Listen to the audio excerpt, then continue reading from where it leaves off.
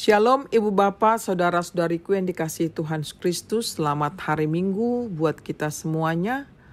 Baiklah kita mempersiapkan hati dan pikiran kita untuk menyambut firman Tuhan sebagai khotbah Minggu setelah tahun baru tanggal 3 Januari 2021. Kita hening sejenak dimulai.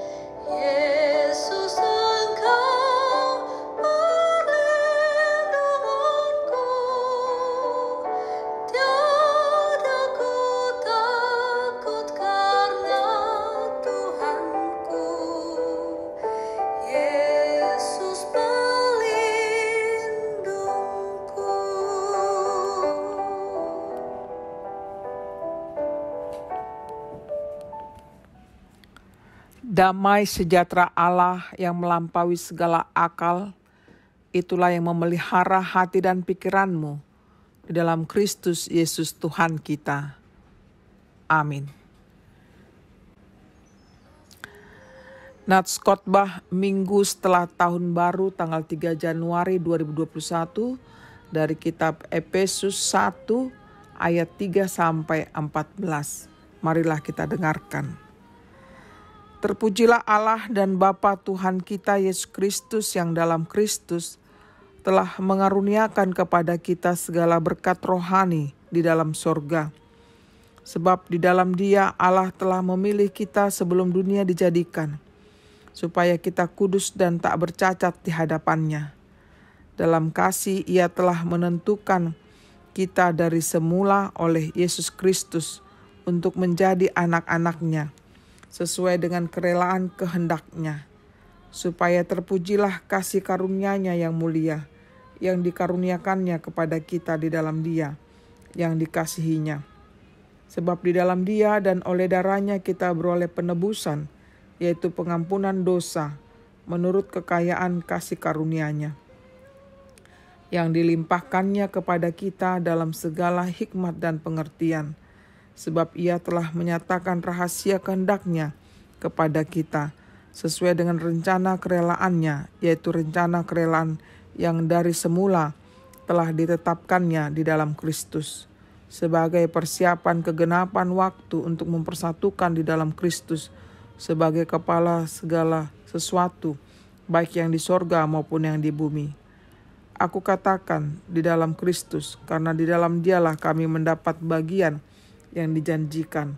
Kami yang dari semula ditentukan untuk menerima bagian itu sesuai dengan maksud Allah, yang di dalam segala sesuatu bekerja menurut keputusan kehendak-Nya, supaya kami yang sebelumnya telah menaruh harapan pada Kristus boleh menjadi puji-pujian bagi kemuliaan-Nya. Di dalam Dia kamu juga, karena kamu telah mendengar firman kebenaran, yaitu Injil keselamatanmu. Di dalam Dia kamu juga, ketika kamu percaya, dimeteraikan dengan Roh Kudus yang dijanjikannya itu. Dan Roh Kudus itu adalah jaminan bagian kita, sampai kita memperoleh seluruhnya, yaitu penebusan yang menjadikan kita milik Allah untuk memuji kemuliaan-Nya.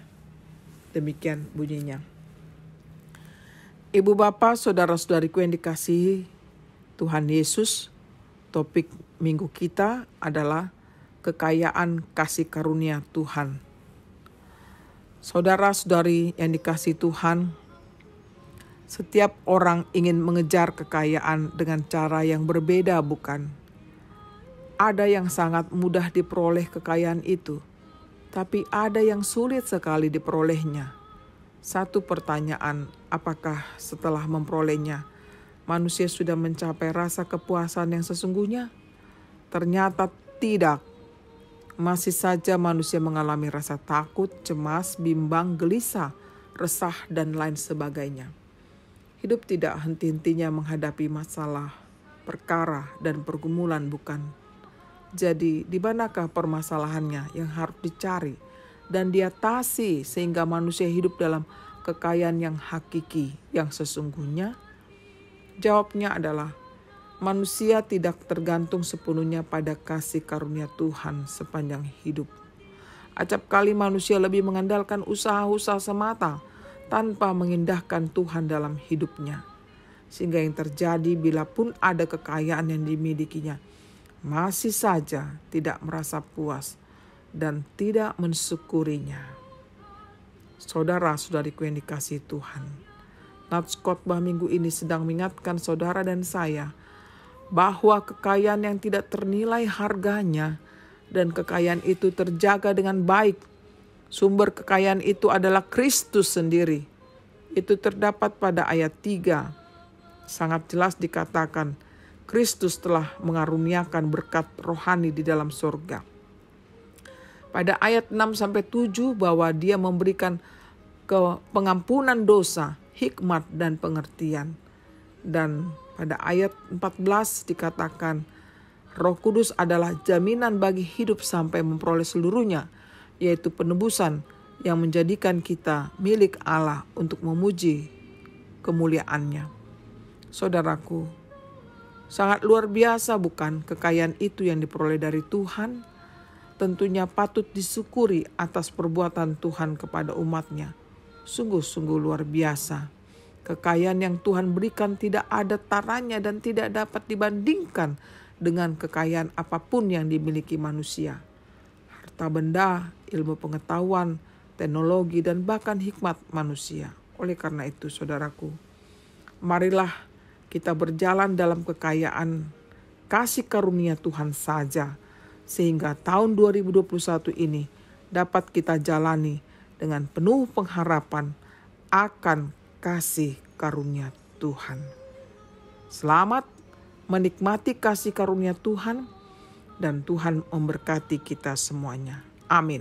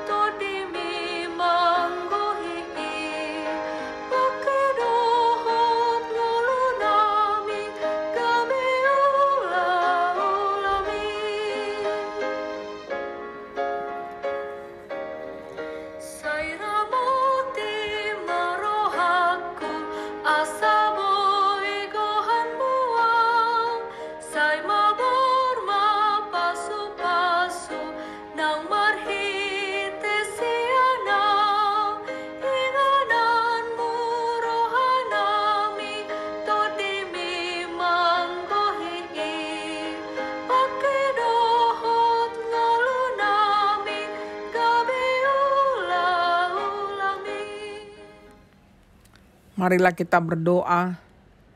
Kami sungguh bersyukur Tuhan buat firman-Mu yang menguatkan kehidupan kami pada minggu ini, di mana Engkau mengatakan kekayaan kasih karunia Tuhan senantiasa menaungi kehidupan kami, asal kami percaya. Tuhan, beri kami kemampuan untuk mengimani akan kasih karunia-Mu di dalam kehidupan kami, agar kami Tuhan menikmati kekayaan dari anugerah-Mu saja di dalam menjalani kehidupan kami ini. Kami mohon ampun Tuhan selama ini selalu mengandalkan kekuatan kami semata, sehingga seringkali apa yang kami harapkan itu tidak bersifat kekal, tetapi sementara. Tapi ketika kami menyandarkan hidup kami kepada kekayaan yang bersumber daripadamu, kami merasakan Tuhan, kehidupan kami ini semakin baik. Dan kami rasakan Tuhan, pertolongan-Mu senantiasa. Oleh karena itu Tuhan, tetap Engkau menuntun hidup kami di dalam menjalani kehidupan kami pada tahun yang baru ini. Kiranya Engkaulah yang menguasai hati dan pikiran kami.